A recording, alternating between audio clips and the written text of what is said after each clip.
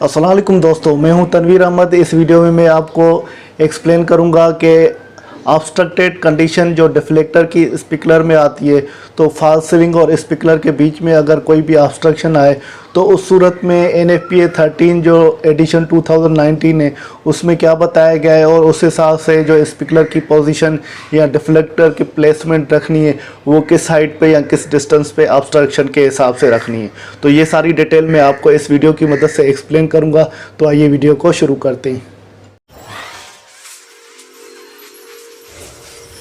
जैसे कि पिछली वीडियो में मैंने आपको अनऑब्स्ट्रक्टेड कंडीशन बताई थी जो डिफ्लेक्टर की पोजीशन की, वो स्पिकलर के पेंडेंट टाइप के लगते हैं या अपराइट स्पिकलर लगते हैं। इस वीडियो में स्पिकलर के बारे में ये बताऊंगा कि जो ऑब्स्ट्रक्टेड कंडीशन आ जाती है स्पिकलर की, इसका मतलब है फॉल्स सीलिंग और स्पिकलर के बीच में कोई रुकावट आ जाती है, जैसे आई बीम आ जाते हैं, यू चैनल आ जाते हैं या लकड़ी के वुडन के कोई जॉइस्ट आ जाते हैं। तो वो सारे पॉइंट जो NFPA 13 में जो एडिशन 2019 में बताए गए हैं, जो ये सारे पॉइंट आपको नज़र आ रहे हैं, ये एक एक करके मैं आपको एक्सप्लेन करूँगा जैसे आपके कॉन्सेप्ट क्लियर। स्टैंडर्ड जो पेंडेंट और अपराइट स्पिकलर है जो NFPA 13 के हिसाब से, उसमें ऑब्स्ट्रक्टेड जो कंस्ट्रक्शन है, जो उसमें ऑब्स्ट्रक्टेड कंस्ट्रक्शन में जो हम स्पिकलर का जो डिस्टेंस देखेंगे वो सीलिंग से नीचे। तो इसमें यह बताया गया है जो नीचे ऑब्स्ट्रक्टेड कंडीशन स्पिकलर की दी गई है उसमें डिफ्लेक्टर की location in point of view से होनी चाहिए। तो वो पॉइंट्स नंबर 1, तो नंबर पॉइंट 1 में ये बताया गया है कि जो डिफ्लेक्टर है जो आप इंस्टॉल करें वो हॉरिजॉन्टल प्लेन में उसकी 1 से 6 इंच जो है तो वो नीचे स्ट्रक्चर मेम्ब्रेन से होना चाहिए। जो ये आप देख रहे हैं ये सीलिंग है, सीलिंग या रूफ डेक है, या फ्लोर स्लैब भी आप बोल सकते हैं, के नीचे ये आई बीम या स्ट्रक्चर मेम्ब्रेन लगे हुए हैं। तो ये जब भी स्पिकलर लगाएंगे तो क्योंकि वाटर शावर होगा तो ये हिंड्रेंस होगी।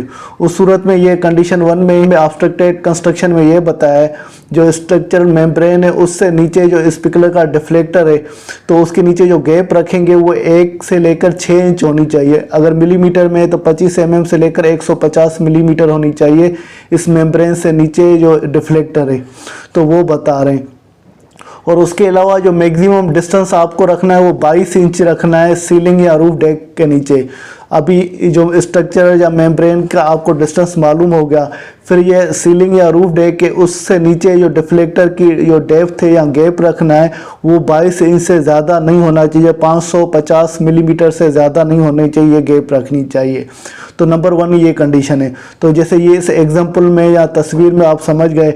तो दूसरी ये, अगर ये वुड के जॉइस्ट लगे हुए, अक्सर आर्किटेक्चर जो सीलिंग में ये वुडन जॉइस्ट लगाते हैं या लकड़ियों का एक फ्रेम लगाते हैं जैसे डेकोरेशन जहाँ छत हमारी अच्छी लगे, उस सूरत में भी एक किस्म की ये जॉइस्ट वेट लगी हुई है, लकड़ी के ये फ्रेम लगे हुए हैं। तो इस फ्रेम जो लकड़ी का है तो उसकी जो विड्थ है वो 2 इंच दिखाई गई है जो 50 mm में, और इसकी जो रूफ स्लैब से जो बॉटम में नीचे जो ये लकड़ी लगी हुई है उसकी डेप्थ जो है 10 इंच है या 250 मिलीमीटर है। और ये आपको जैसे ये स्ट्रक्चर मेम्ब्रेन या लकड़ी का कोई मेम्ब्रेन है उससे नीचे जो गैप रखनी है यहाँ पर 1 इंच से 6 इंच होनी चाहिए। तो यहाँ पर जो मैक्सिमम उसने 6 इंच रखी हुई है।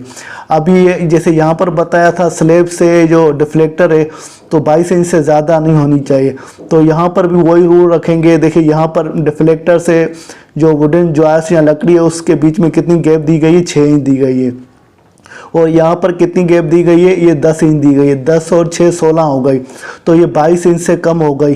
तो इस तरह की भी कंडीशन आए तो वो एक्सेप्टेबल है। तो 22 इंच से जो डेप्थ है वो उससे ज़्यादा नहीं होनी चाहिए, कम होनी चाहिए, वो एक्सेप्टेबल है। अगर कोई भी हिंड्रेंस वाला मेम्ब्रेन है तो उसके नीचे और डिफ्लेक्टर के बीच में जो गैप है 1 से 6 इंच रखनी चाहिए। अब आते हैं इसके बाद दूसरी कंडीशन कि जो डिफ्लेक्टर आप स्पिकलर के इंस्टॉल कर रहे हैं वो जो स्टील मेम्ब्रेन है या स्ट्रक्चरल मेम्ब्रेन है तो उसके बराबर होनी चाहिए या उससे ऊपर होनी चाहिए, और मैक्सिमम 22 इंच जो सीलिंग या रूफ डेक से होने चाहिए। माना उसके गैप जो है बेलो जो स्ट्रक्चर मेम्ब्रेन है उसमें जो सीलिंग से नीचे 22 इंच की गैप होनी चाहिए। जैसे यहाँ पर इस तस्वीर में देखें जो स्ट्रक्चर मेम्ब्रेन एक से लेकर दूसरे बीच में कितने 7.5 फुट गैप है या उससे कम है। तो उसमें यह बताया गया है कि जो स्ट्रक्चर मेम्ब्रेन के जो सीलिंग या रूफ आ रही है या रूफ स्लैब है उसके बीच में या डिफ्लेक्टर के बीच में 22 इंच गैप होनी चाहिए मैक्सिमम।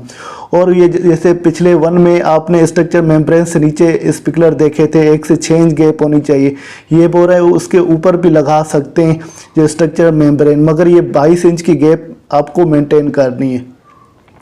और उसके अलावा यहाँ पर बताया गया है कि जहाँ स्पिकुलर आप इंस्टॉल कर रहे हैं उसमें जो ये कंडीशन है 10, 2, 7, 1, 2, तो इसको फॉलो करें। ये कौन सी कंडीशन है वैसे इसके बारे में आगे मैं वीडियो बनाऊंगा, उसमें आपको तफसीलन बताऊंगा, मगर यहाँ पर आप समझ लें तो जो स्पिकुलर आपने ये लगाया है अगर स्ट्रक्चर मेम्ब्रेन से ये ऊपर की तरफ जा रहा है तो वो 22 इंच जो स्लैब से नीचे गैप आपको देनी है मैक्सिमम, तो वो मेंटेन करना है। और ये गैप जब आप मेंटेन कर रहे हैं तो उसमें ये भी ख्याल करना है जो स्ट्रक्चर मेम्ब्रेन है तो ये जो पानी स्पिकुलर से निकलेगा वो अम्ब्रेला फॉर्म में शावर होगा तो वो इससे हिंडर्स नहीं करे, इससे क्लियर होना चाहिए।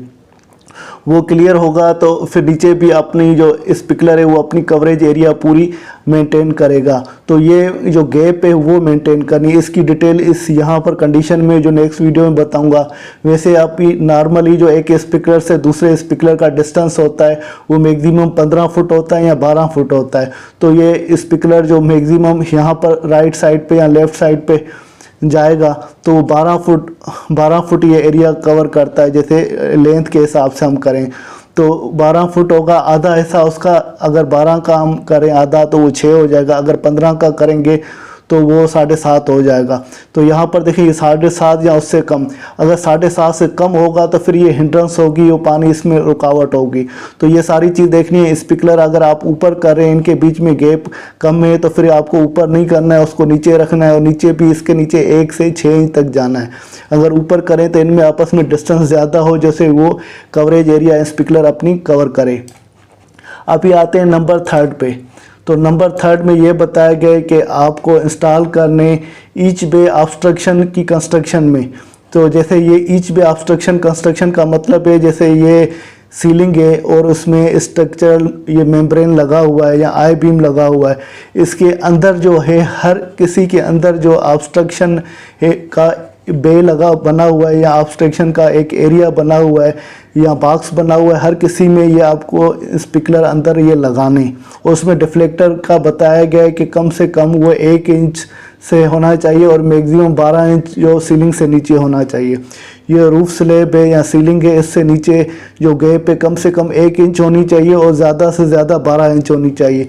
मगर इनकी जो बीच में जो आई बीम है या यू चैनल है या कोई लकड़ी का वुडन फ्रेम है उसके अंदर आपको हर किसी के बे के अंदर लगाना है, मगर वो हर किसी के अंदर लगाने के बाद उसकी एरिया को भी कंसीडर करना है जैसे कवरेज एरिया उसकी पूरी हो जाए। उसके बाद आते हैं नंबर 4 पे। नंबर 4 में इसमें यह बताया गया है कि आपको जब डिफ्लेक्टर इंस्टॉल करें हॉरिजॉन्टल प्लेन में तो उसमें 1 से 6 इंच जो कंपोजिट वुडन जॉइस्ट है तो उसमें रखना है और मैक्सिमम डिस्टेंस उसमें 22 इंच रखना है जो सीलिंग से नीचे। और जैसे इस तस्वीर में आप देख लें तो इसमें जैसे ये हॉरिजॉन्टल प्लेन है तो इसका मतलब कोई यहाँ पर जैसे जो लकड़ी के जॉइस्ट है इसके नीचे कोई हिंड्रेंस नहीं है। तो अगर आई बी में वहाँ पर कोई हिंड्रेंस नहीं है तो अनऑब्स्ट्रक्टेड है, तो ये नीचे आपने लगाया तो उसमें ये जो गैप है वो 1 से 6 इंच आपको रखनी है। डिफ्लेक्टर हॉरिजॉन्टल प्लेन में आपको 1 से, जहाँ ये एरिया ज़्यादा है तो फिर यहाँ सीलिंग से यहाँ पर भी आपको वो जो गैप बताया था वो दूसरी कंडीशन में 1 से 12 इंच बताया था, मगर यहाँ पर नीचे 1 से 6 इंच बताया गया है तो वो रखना है। और वहाँ पर कंप्लीट वुडन जॉइस्ट लगे हुए मैक्सिमम डिस्टेंस वो 22 इंच मेंटेन करना है। तो ये सीलिंग से लेकर डिफ्लेक्टर तक वो मैक्सिमम जो डिस्टेंस है वो 22 इंच होना चाहिए। जैसे यहाँ पर 10 और 6 16 हो गया तो ये 22 से कम में वो एक्सेप्टेबल है, मगर 22 से ज़्यादा नहीं होना चाहिए। एक बात तो ये हो गई। और जहाँ पर भी जॉइस्ट के चैनल लगे हुए हैं और फायर स्टॉप्ड है, फुल डेप्थ उसकी जॉइस्ट की करनी है मटेरियल की, जैसे ये फुल डेप्थ ये इसको कवर करना है। और वो वेब कंस्ट्रक्शन का मतलब है ये जो बना हुआ है इसको स्ट्रक्चर का उसको वेब बोलते हैं, वो कंस्ट्रक्शन का बना हुआ है। तो उसमें ये बोला कि इंटीरियर चैनल एरिया की जो एक्सीड 300 स्क्वायर फुट नहीं होनी चाहिए। तो तो ये इसकी जो डेप्थ थी, एक तो सारी कवर करनी है, वो जो एरिया है वो 300 स्क्वायर फुट से नहीं होनी चाहिए कि एक स्पीकर है तो उसकी एरिया कितनी कवर होती है, तकरीबन 120 स्क्वायर फुट या 130 होती है। तो उस हिसाब से जो एरिया है वो 300 से ज़्यादा स्क्वायर फुट की नहीं होनी चाहिए जो हम चैनल के लिए, जैसे ये यू चैनल इसका बना हुआ है इंडिविजुअल चैनल में, तो उसके लिए आपको स्पीकर लगाने हैं। उसके बाद नंबर 5th कंडीशन पे आते हैं। नंबर 5th कंडीशन में ये बताया गया है कि डिफ्लेक्टर जो है स्पीकर के कंक्रीट टी कंस्ट्रक्शन जो स्टीम है उसमें से लेस देन 7.5 आ जाते हैं सेंटर में। तो ये इसका ये बताया गया जैसे अगर हमारा एक स्पीकर है वो लगा हुआ है, सपोज एक स्पीकर से दूसरे स्पीकर का डिस्टेंस जो होता है वो 15 फुट होता है, तो उसका आधा करें तो वो 7.5, तो बीच में हम स्पीकर लगेंगे तो वो 7.5 फुट आ जाएगा, वो सेंटर में यहाँ पर आ जाएगा। उसमें डेप्थ जो टी की होगी, यहाँ उसकी लोकेशन होगी या हॉरिजॉन्टल प्लान जो 1 इंच या उससे बॉटम का स्ट्रीम का नीचे होना चाहिए, जहाँ 1 इंच यहाँ पे नीचे होना चाहिए, यहाँ पे नीचे होना चाहिए, और टी के हिसाब से कंप्लाई करेंगे वो टेबल के। अभी यहाँ पर देखें तो ये एक तो ये स्टीम बनी हुई है, 7.5 फुट हमारा स्पीकर यहाँ पर आ गया सेंटर पे। अभी इसके नीचे गैप कितनी होनी चाहिए, अगर यहाँ पर ये अगर लटक है या ऑब्स्ट्रक्शन है यहाँ पर कितनी गैप होनी चाहिए वो ऑलरेडी मैं आपको एक्सप्लेन कर चुका हूँ। और उसमें फिर ये मज़ीद ये बता रहा है कि इस टेबल को आपको फॉलो करना है। जैसे ये 2 तस्वीरें बनी हुई है, एक आपकी ये ऑब्स्ट्रक्शन है और दूसरी ये ऑब्स्ट्रक्शन है। आपका जैसे ऑब्स्ट्रक्शन, ये ऑब्स्ट्रक्शन से ऊपर आपका स्पीकर लगा हुआ है और ये भी ऑब्स्ट्रक्शन है, इसके ऊपर स्पीकर लगा हुआ है, तो इसकी हाइट जो डेप्थ है वो आपको डिटेल में देखनी है तो वो कितनी रखनी है, और ऑब्स्ट्रक्शन से स्पीकर कितना दूर करके रखना है। यहाँ पर तो आपने सेंटर पे रख लिया, तो कुछ कंडीशन ऐसे होती है एक तरफ ऑब्स्ट्रक्शन आती है, जहाँ स्पीकर लगाने हैं तो ऑब्स्ट्रक्शन के हिसाब से मेंटेन करना है, तो फिर ये टेबल आपको फॉलो करना है। इस टेबल में ये बताया गया, वैसे ये जो कंप्लायंस टेबल इसको आगे भी मैं आपको तफसीलन एक्सप्लेन करूँगा किसी और वीडियो में। तो यहाँ पर आप समझ लें जो पेंडेंट और अपराइट स्पीकर के बारे में बात हो रही है, इसमें ए और बी दिया गया। ए का मतलब है जो स्पीकर से ऑब्स्ट्रक्शन की हॉरिजॉन्टल में जो लेंथ है वो देखनी है, और हाइट या स्पीकर की ऑब्स्ट्रक्शन के नीचे डेप्थ आ गई, या स्पीकर ऑब्स्ट्रक्शन के नीचे डेप्थ आ गई, वो बी रिप्रेजेंट करता है। तो यहाँ पर बताया गया अगर 1 फुट से कम हो, 1 फुट से कम ए होनी चाहिए, ऑब्स्ट्रक्शन और स्पीकर इन दोनों के बीच में 1 फुट से कम डिस्टेंस हो, उस सूरत में क्या है कि जो बी हाइट है आपको वो 0 रखनी है। 0 का मतलब बिल्कुल इससे फ्लश करके स्पीकर लगाना है।